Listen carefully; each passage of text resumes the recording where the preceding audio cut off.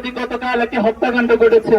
খুবই দুঃখজনক বাংলাদেশের জন্য এই ফ্যাসিবাদের পতনের পর এই হত্যাকাণ্ড প্রমাণ করে ফ্যাসিবাদ আবার মাথা ধরে দিয়ে দেওয়ার চেষ্টা করছে। সংগ্রামী ছাত্র জনতা, আমরা আগামীর বাংলাদেশকে গড়তে চাই।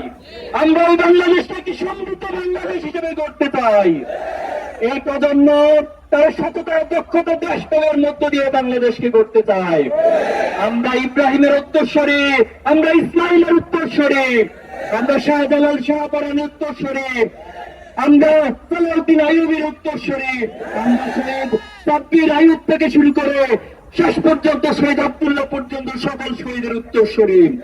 এখন আমরা বলতে চাই, আগামী দিনে যে বাংলাদেশে যারা নেতৃত্ব দিবেন, বাংলাদেশকে যারা পরিচালনা করবেন, আগামী দিনের বাংলাদেশ হবে সততার বাংলাদেশ, আগামী দিনের বাংলাদেশ হবে তথ্যতার বাংলাদেশ, আগামী দিনের বাংলাদেশ হবে শহীদ প্রজন্মের বাংলাদেশ, আগামী দিনের বাংলাদেশ হবে দেশপ্রেমিকদের বাংলাদেশ।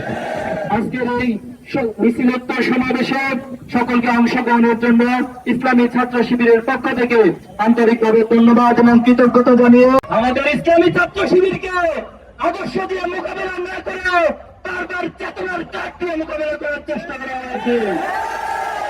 আমাদের প্রথম কেন্দ্রীয় সভাপতি শহীদ মীর কাসেম আলী ভাইকে, বাংলাদেশের এই রত্নকে তারা ফাঁসি দিয়ে বিচারিক হত্যাকাণ্ড ঘটিয়েছে। এই প্রজন্ম সেদিন বুভুকান্নার মাধ্যমে সেটাকে সহ্য করেছে, কিন্তু আজকের প্রজন্ম আর এই সমস্ত চেতনার কাঠকে সহ্য করবে না। আমাদের বুকে আমাদের জমানিতে স্বল্প রক্ত বিরাজমান। আমরা শহীদ আবু সাঈদকে নিজেদের মধ্যে অন করে, আমরা সকল শহীদদেরকে নিজেদের মধ্যে অনুভব করে, এই শহীদের রক্তের অনুভব করে যে প্রজন্ম, তাদের সাথে গাদ্দারি করতে কখনো কেউ সাহস করবেন না।